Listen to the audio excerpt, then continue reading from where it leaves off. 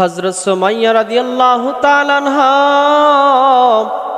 ইসলামের প্রথম শহীদ একজন নারী। হযরত সুমাইয়া রাদিয়াল্লাহু তাআলা আনহা যখন ইসলাম গ্রহণ করলেন, ইসলাম গ্রহণ করার পর আবু জাহেলের কানে যখন চলে গেল মক্কার জমিনে সুমাইয়া ইসলাম গ্রহণ করেছে, আবু জাহেল ডাক দিয়ে বললেন, হে সুমাইয়া, পাগল মুহাম্মাদের ধর্ম তুমি গ্রহণ করেছো, বড় ভুল করে ফেলেছো। এখনো সময় আছে, তোমারে ওয়ার্নিং দিলাম, খবরদার তুমি মুহাম্মাদের ধর্ম গ্রহণ করো না, ইসলাম নামক ধর্ম মন্ত্র তুমি পড়ো না। ও সুমাইয়া, যা চাও তাই দিব, তারপর আমাদের বাপ দাদার ধর্মে চুন কালি মাখো না। ইসলামের প্রথম শহীদ নারী সুমাইয়া রাদিয়াল্লাহু তাআলা আনহা ডাক দিয়ে বললেন, আবু জাহেল, যে রবের প্রতি ঈমান এনেছি, যেই মুহাম্মদ সাল্লাল্লাহু আলাইহি সাল্লামের আনুগত্য করেছি, জীবন যাবে তারপরেও আমি আমার ঈমান ছাড়ব না। মা বোনেরা, আজকে আমরা ঈমানগুলো রাস্তাঘাটে বিলিয়ে দেন আপনারা।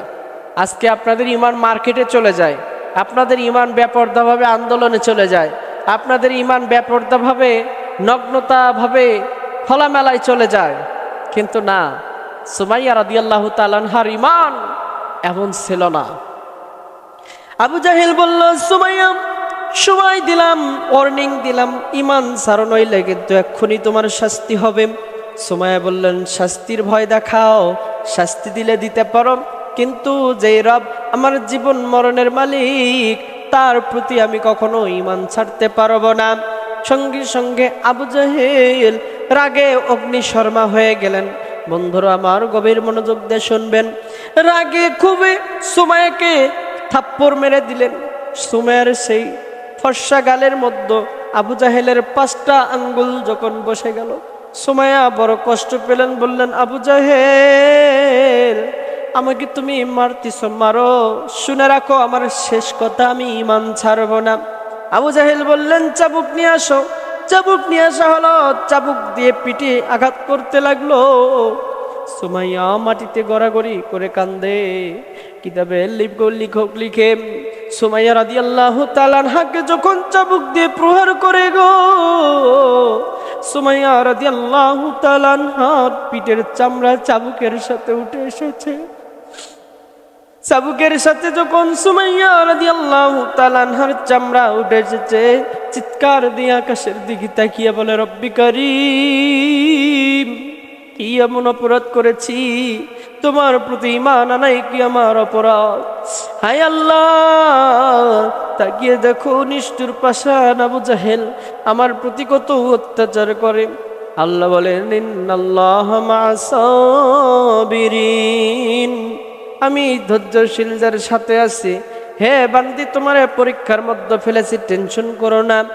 লা খাউফুন আলাইহিম ওয়ালা হুম ইয়াহজানুন, আমার বান্দিদের কোনো ভয় নাই, চিন্তা নাই, তুমি আমার বন্ধু হয়েছো সুমাইয়া, চিন্তা করো না। আবু জাহেল বলল, সুমাইয়া, তুমি কি এখন ঈমান ছেড়ে দিবা? সুমাইয়া বললেন, না না, ঈমান ছাড়ব না।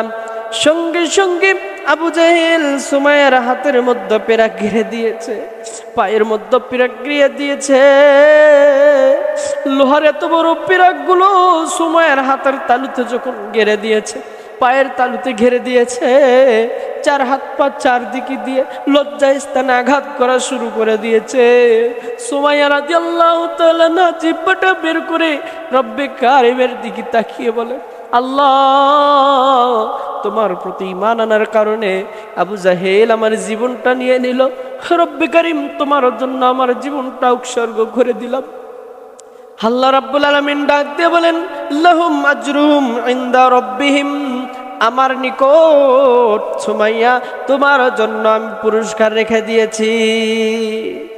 ইসলামের প্রথম নারী শহীদ সুমাইয়া রাদিয়াল্লাহু তাআলা আনহা নিজের জীবন দিয়ে দিল, তারপরে ইমান ছাড়ে না।